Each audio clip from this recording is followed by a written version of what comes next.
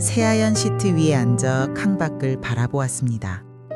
늦은 저녁, 도시의 불빛은 별처럼 쏟아졌지만 제 눈엔 그저 험악하게 반짝이는 빗물일 뿐이었죠. 저는 평범한 아내이자 두 아이의 엄마라고 믿고 살았습니다. 남편은 늘 늦게까지 일했고 주말에도 거래처 모임이라며 집을 비웠습니다.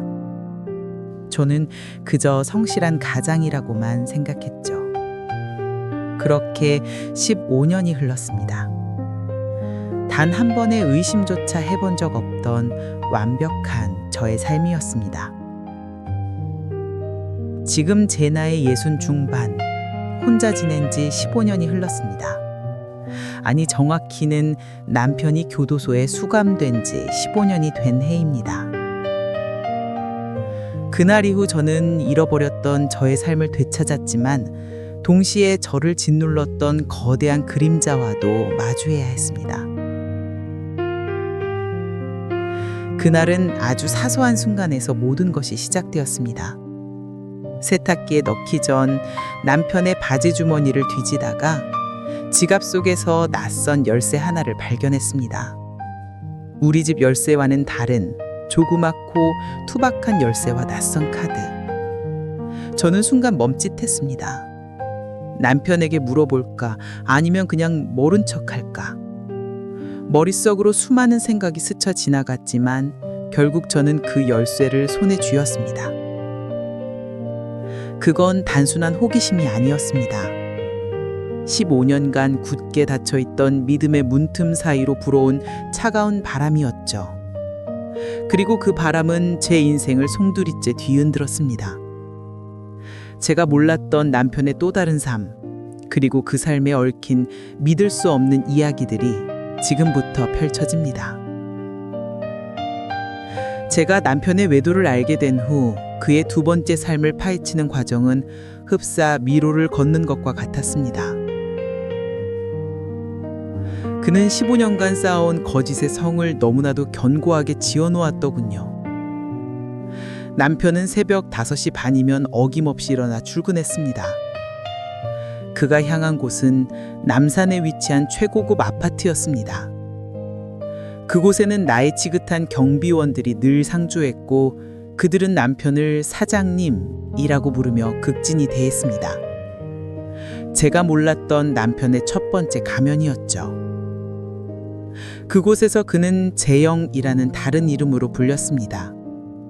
재벌가 자제들이나 정치인들을 상대로 은밀한 투자 자금을 관리해주는 비자금 세탁 전문가로 행세했죠. 그의 차는 늘 최고급 외제차로 바뀌어 있었고 그는 셔츠 단추를 목 끝까지 잠그던 나와의 삶과는 달리 명품 수트를 걸치고 고급 시계, 고급차를 다녔습니다. 그의 두 번째 삶은 저와의 삶보다 훨씬 더 화려하고 위험했습니다.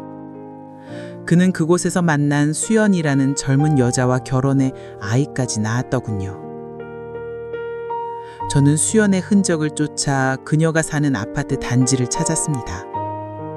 저는 먼 발치에서 아이들이 뛰어노는 놀이터에서 수연을 바라보았고 그녀의 눈빛에는 저와는 비교도 안 되는 만족감과 행복이 담겨 있었습니다.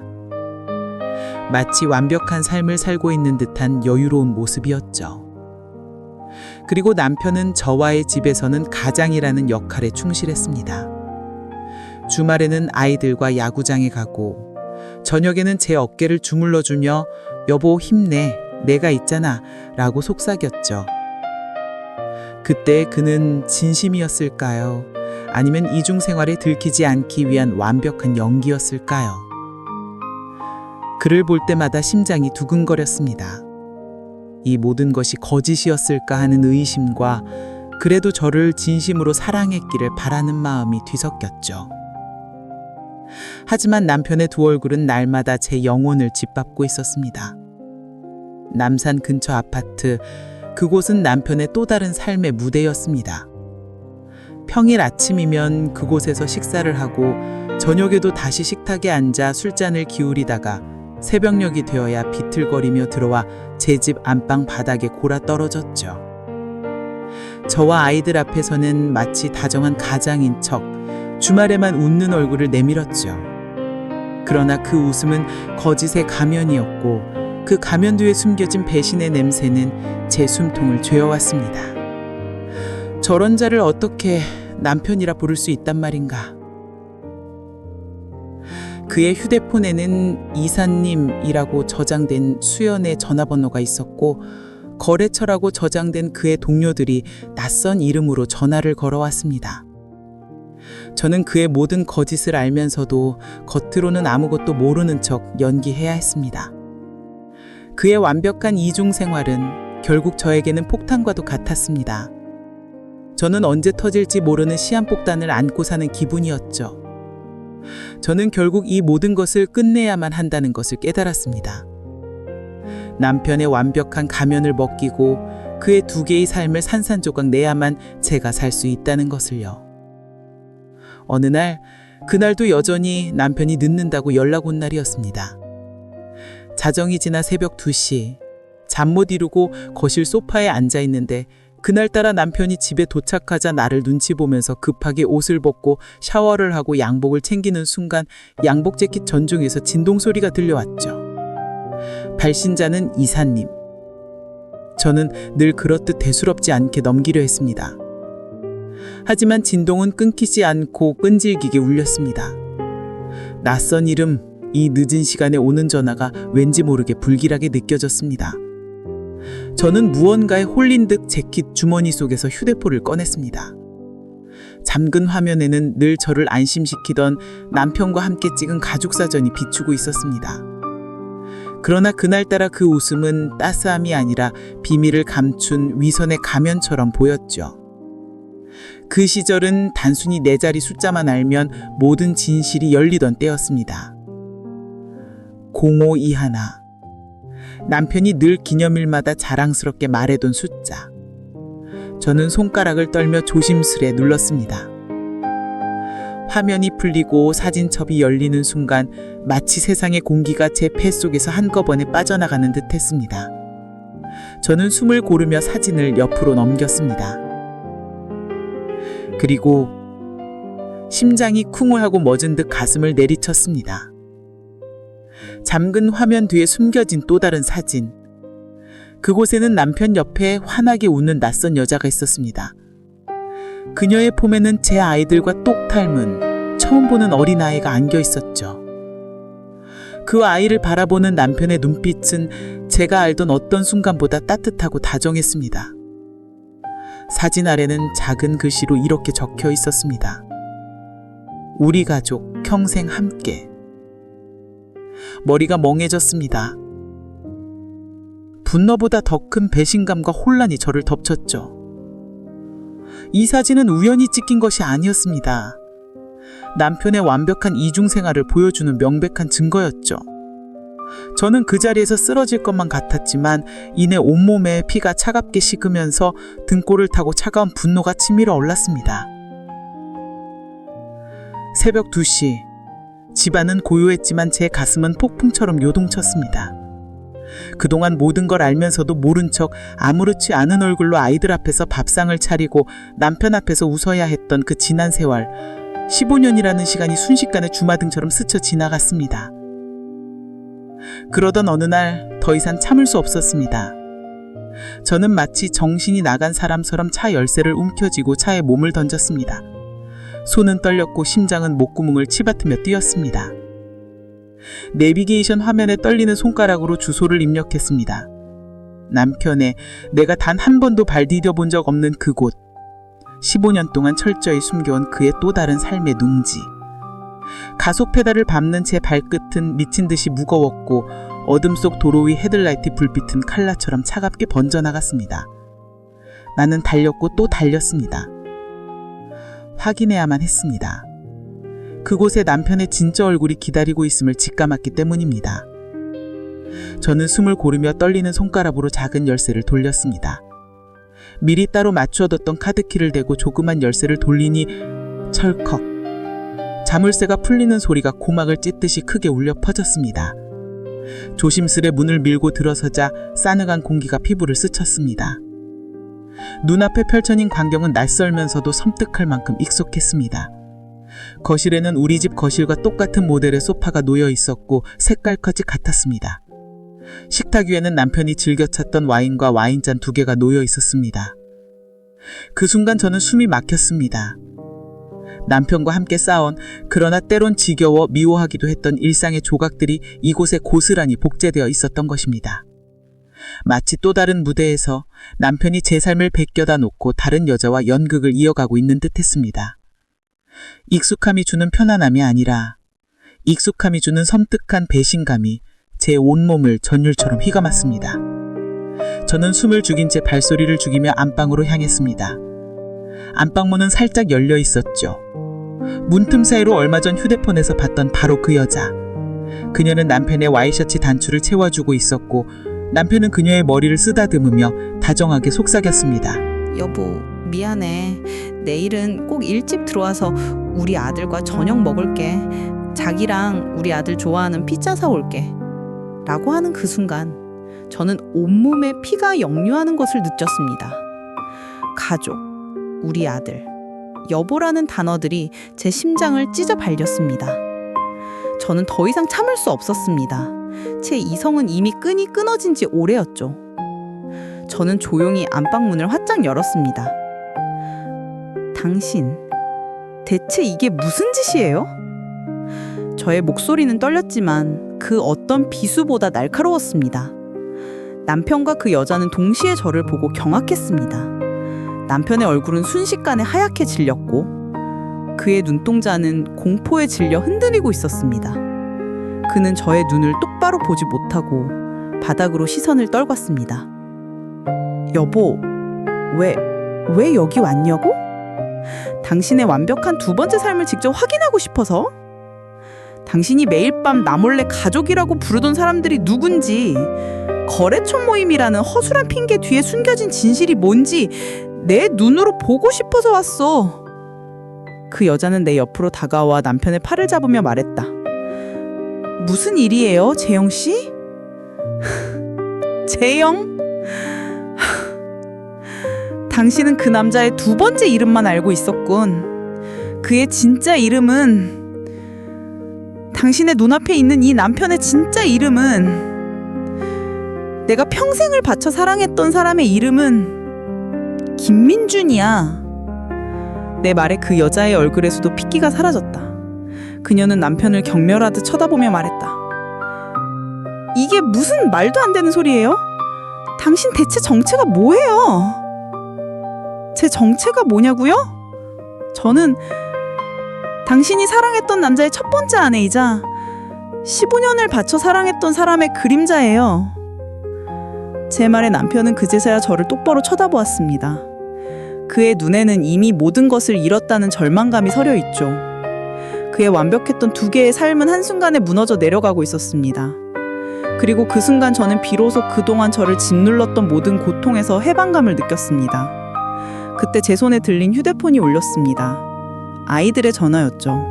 저는 망설이지 않고 전화를 받았습니다. 엄마, 아빠가 언제 와? 보고 싶어. 저는 남편과 그 여자를 차례로 바라보며 대답했습니다.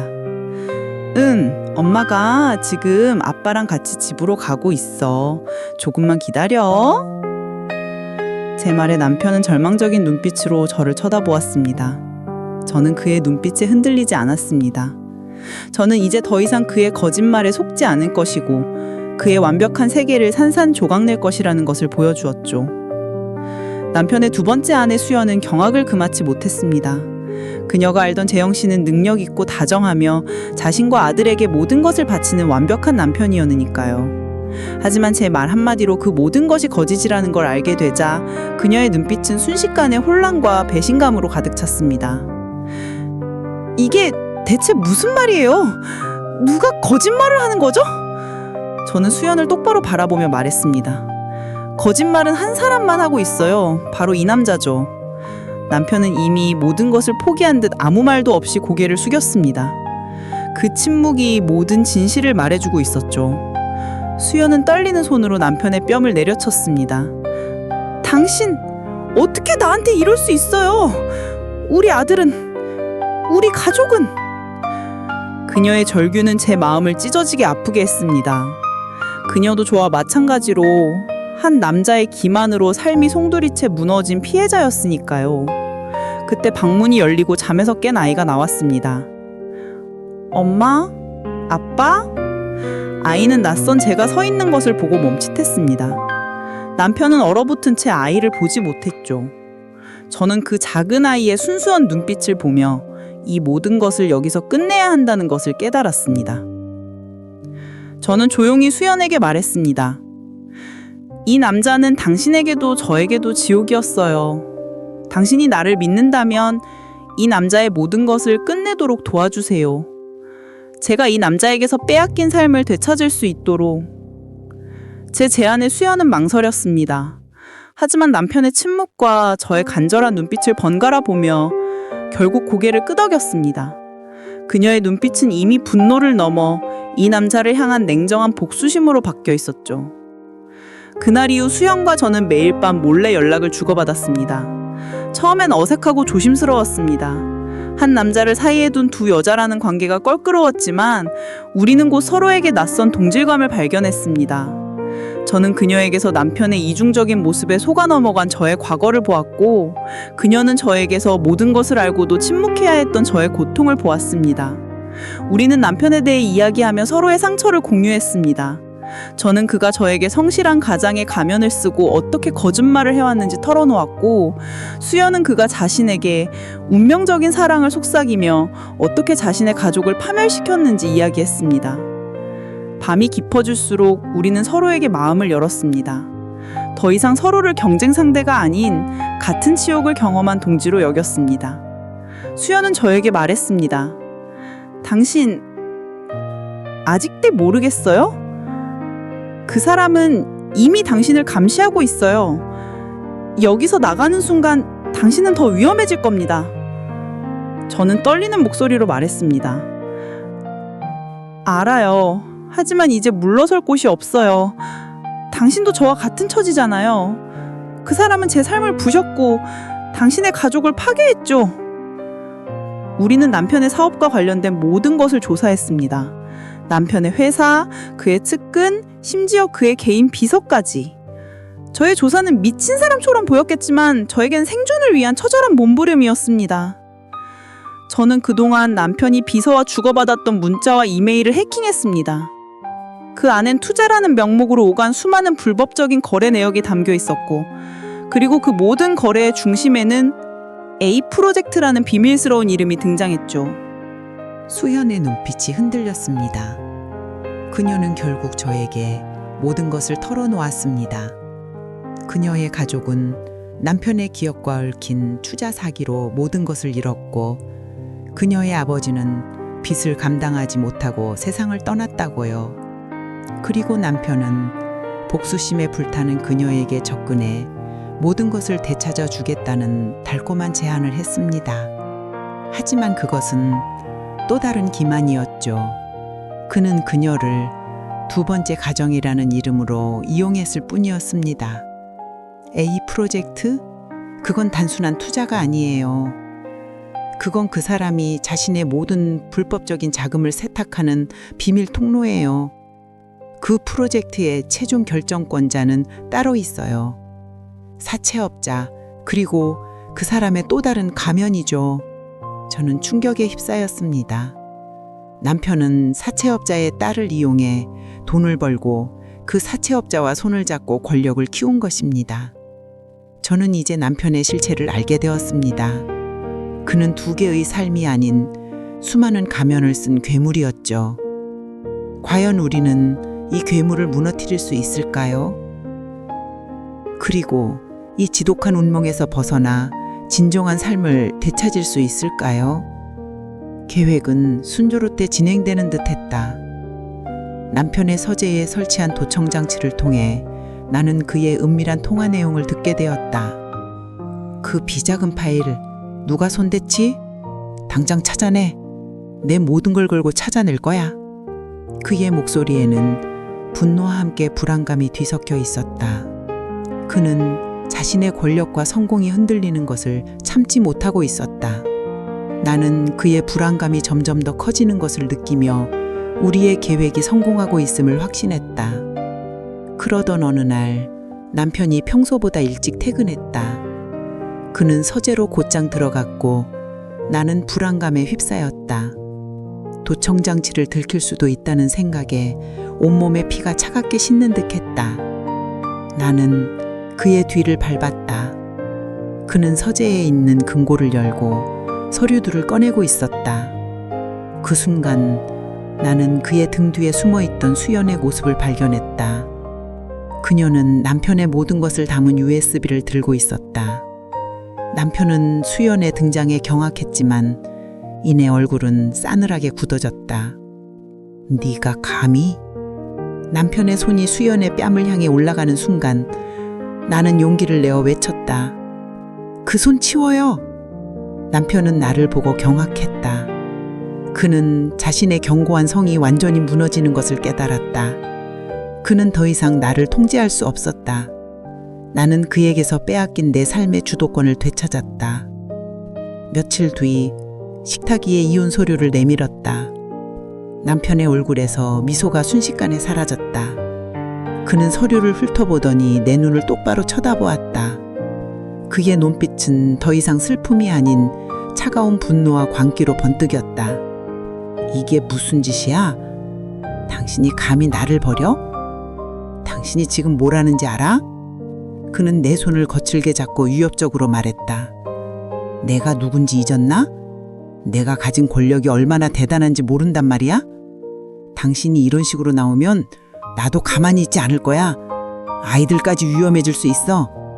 그의 목소리가 귓가에 맴돌았지만 나는 흔들리지 않았다. 나는 그의 손에서 내 손을 빼내며 조용히 가방을 열었다. 그리고는 비자금 서류와 USB를 꺼내 그의 눈앞에 흔들었다. 이건 당신이 쌓아 올린 모든 것의 증거예요. 당신이 저지렀던 모든 불법적인 거래들, 그리고 당신이 내 삶을 파괴한 모든 것. 당신의 권력은 이 작은 USB 안에 담겨 있어요. 남편의 얼굴은 공포로 팡백해 질렸다. 그의 위협은 이제 더 이상 통하지 않았다. 그는 짐승처럼 나에게 달려들려 했지만 나는 단호하게 말했다. 이건 당신에게 보내는 마지막 경고예요. 30분 안에 모든 것이 언론에 알려질 거예요. 내 손을 떠난 이상 이제 아무도 막을 수 없어요. 당신의 마지막 선택은 여기서 순순히 체포되는 것 뿐이에요. 남편의 회사, 그의 측근, 심지어 그의 비서까지 저희의 조사와 수연이 알고 있던 남편의 비밀 계좌를 통해 그의 모든 악행이 드러났습니다. 그는 해외 비자금 조성에 관여하고 있었고 그 비자금의 존재를 아는 사람은 극소수였죠. 저희는 그 모든 것을 담은 USB와 증거들을 모아 경찰서로 향했습니다. 남편이 체포되던 날 저는 수연과 함께 경찰서에 있었습니다. 그는 저희를 보더니 마치 모든 것을 잃었다는 듯 허탈한 웃음을 지었습니다. 저희는 그에게서 멀어지며 뒤를 돌아보지 않았습니다. 그날 이후 남편의 몰락은 신문 일면을 장식했고 그의 권력과 위선은 만천하에 드러났습니다. 저희 삶이 한 남자의 거짓으로 무너져 내릴 때 저희 아이들은 그 모든 것을 지켜보며 자랐습니다. 제가 남편의 비리를 파헤치고 진실을 밝히는 동안 아이들은 엄마의 용기를 보고 배웠죠. 절망 속에서도 무너지지 않는 엄마의 모습을 보며 아이들은 그 어떤 시련에도 흔들리지 않는 단단한 마음을 키웠습니다. 남편이 모든 것을 잃고 감옥에 간 후 저희는 조용히 새로운 곳으로 이사를 갔습니다. 아이들은 낯선 환경에서도 씩씩하게 적응했습니다. 오히려 엄마의 손을 잡고 세상 밖으로 나온 것을 다행으로 여겼죠. 아이들은 저에게서 잃어버렸던 웃음을 되찾아 주었고 저는 그런 아이들을 보며 하루하루를 버틸 힘을 얻었습니다. 그림으로 자신의 상처를 치유했던 엄마의 모습을 보고 자신도 그림을 통해 사람들의 아픔을 치유하는 일을 하고 싶다는 딸의 말은 저에게 가장 큰 위로였습니다. 아이들의 성장이 저의 가장 큰 사랑이었고 저의 용기가 헛되지 않았음을 증명해 주었죠. 아이들은 저를 존경했고 저는 그런 아이들의 사랑 속에서 진정한 행복을 느꼈습니다. 수년 후 저는 첫 개인전을 열었습니다. 저의 붓끝에서 나온 물감들은 더 이상 슬픔이나 분노를 표현하지 않았습니다. 덧칠하고 덧칠했던 검은색 물감 밑에 숨겨져 있던 본연의 색깔들이 빛을 발하기 시작했죠. 제 그림에는 이제 자유와 용기 그리고 삶에 대한 사랑이 담겨 있었습니다. 세월이 흘러 전시의 마지막 날 수연이 저를 찾아왔습니다. 그녀는 저에게 다가와 아무 말 없이 고개를 끄덕였습니다. 그녀의 눈빛에는 더 이상 슬픔이나 미움이 없었죠. 저희는 서로를 보며 미소 지었고 그 미소는 우리의 지난 아픔을 모두 지워주는 듯했습니다. 저는 이제 화가로서 완전한 해방감을 느낍니다. 한때 남편의 그림자로 살았던 저의 삶은 이제 제 붓끝에서 새로운 색깔로 다시 태어났습니다. 지금은 15년이 흐르고 저희 아들은 변호사가 되었습니다. 억울한 사람들의 편에 서서 진실을 밝히는 정의로운 변호사가 되었죠. 딸은 엄마처럼 미술치료사이자 화가가 되었습니다. 그림으로 자신의 상처를 치유했던 엄마의 모습을 보고 자신도 그림을 통해 사람들의 아픔을 치유하는 일을 하고 싶다고 했습니다.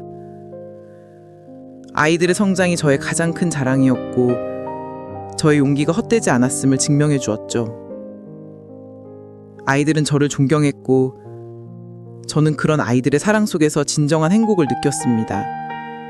이제 그 어떤 거짓말에도 흔들리지 않을 만큼 강해졌습니다. 저의 삶은 이제부터 진짜 시작입니다. 이제 저도 60대 중반이 지났지만 황혼의 문턱에서 삶은 끝이 아닌 새로운 시작을 맞이했습니다. 지나온 세월의 흔적은 고스란히 이야기가 되고 앞으로는 새로운 인연이 더욱 아름답게 만들어줄 것입니다.